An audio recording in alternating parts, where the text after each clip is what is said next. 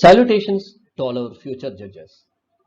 In this video, we are going to see Indian Evidence Act 1872. But before going into the video, I'd like to make few requests to our viewers as well as the subscribers. Kindly do not skip the video. Watch the video from the beginning till the end. If you skip in between, you may be missing very crucial information or very crucial aspects which have been explained. Hence, watch from the beginning till the end. And next request is, please do have a notebook and a pen with you, because various questions which have been asked in Evidence Act in various exams would be mentioned or would be stated. And in addition to this, idea would be given as to how questions could be framed in a particular section. It is very important for you. So you all need to make a note of all these aspects. And in addition to this, some additional illustrations would also be given while teaching the act. Hence, you please make a note of all those additional illustrations as well. They would be of absolute help to you in understanding the particular section. And in addition to this, various ways or techniques would be taught which would help you to remember those sections, or to say some memory techniques would be given. This would be really helpful to you in remembering the sections when you go to the exam. I hope this video would be of absolute and great utility to you. Now, let us move on to section 15. Facts bearing on question whether act was accidental or intentional. So, if there is a question whether a person did an act accidentally or he had an intention to do that, would be determined on various facts, and those facts which help to determine this question are quite relevant. If there are similar occurrences, then it becomes quite relevant.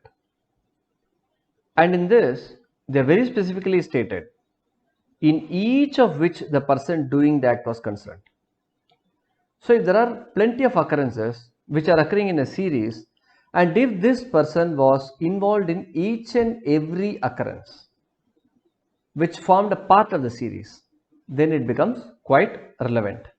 And this would show that this person had a particular knowledge or intention. Now let us move to the illustrations what have been provided. Illustration A. A is accused of burning down his house in order to obtain money for which it is insured. Imagine if this A has lived in 3 houses, and let us number those houses as 1, 2 and 3. He moves into house number 1 and he goes and applies the insurance company and obtains the insurance for that house. Then what happens is that house got burnt. He claimed the insurance and he got the money. Then again he moves to house number 2. There he goes or he moves to that house, and that house is also burnt. So he again claimed the insurance from another insurance company. He had already insured that second house also. So he claimed insurance from the other company. Now he is moving to the third house, which is house number 3. He moves to third house and then he goes to another insurance company. This is a different insurance company. He goes to that company and says like, I got a house, I want a fire insurance. Then that company also gives a fire insurance. Again, that third house is also burnt. So he goes and claims he makes an insurance claim. So in that case, this third insurance company did an investigation and found that this A is in the regular habit of doing this. So that becomes absolutely relevant. It shows that it was not accidental. He had an intention to burn his house and claim the insurance money. This would prove his intention. Let us see the next example. A is employed to receive money from debtors of B.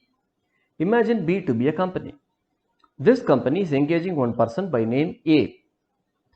So it is the duty of A to make entries in the book. He used to go to the shops and receive the money, and then he used to make an entry in the book saying that this is what the amount has been received by him and this is what the due which is still pending.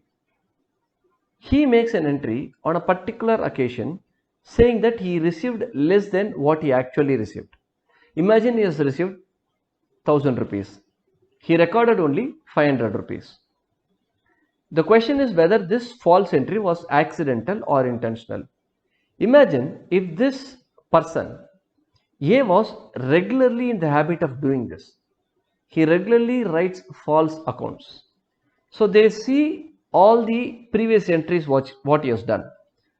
And all of those entries, if they are false entries, are quite relevant to the case in hand. Now let us move to the next example C. A is accused of fraudulently delivering to B a counterfeit rupee. The question is whether the delivery of the rupee was accidental or intentional. So if this person A has delivered this counterfeit rupees to C, D and E prior to this, then it means it was not accidental, it was intentional. The intention of A was to exchange this counterfeit rupee to so many people or to circulate this in the market.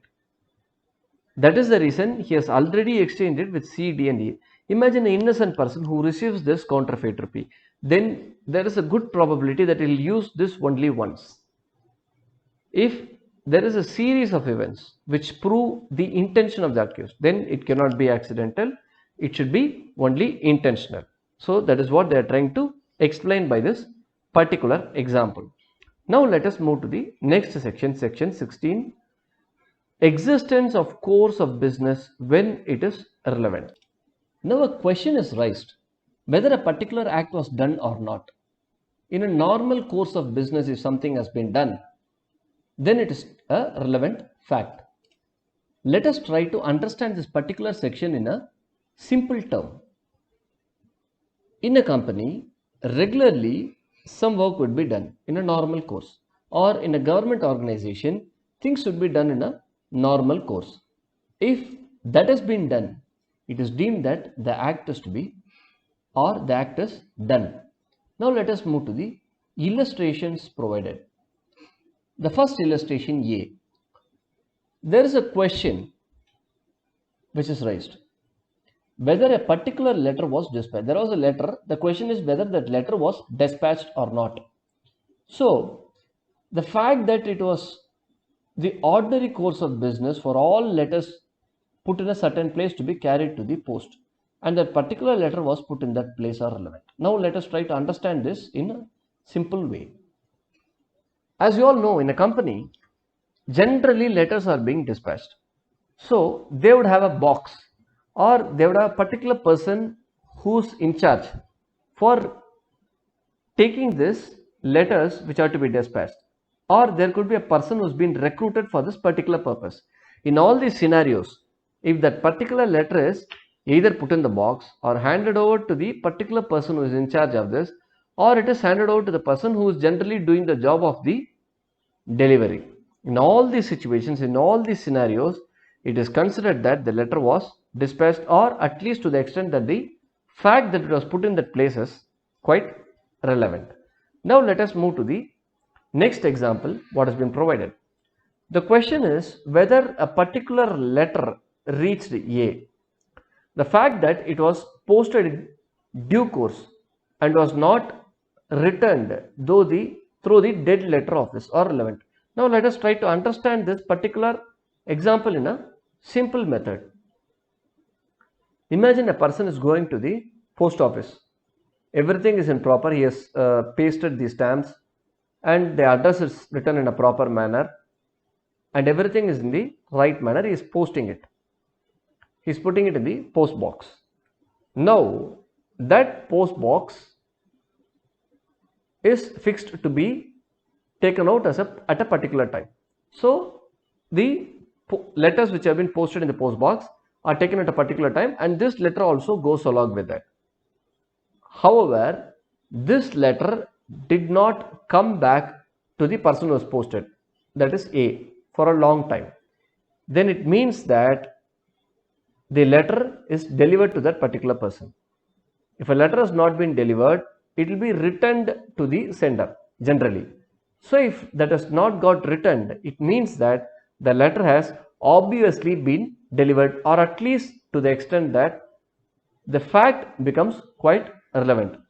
Many times questions have been asked from this section also in various judicial exams across India. So please ensure that you understand each and every example in a proper perspective.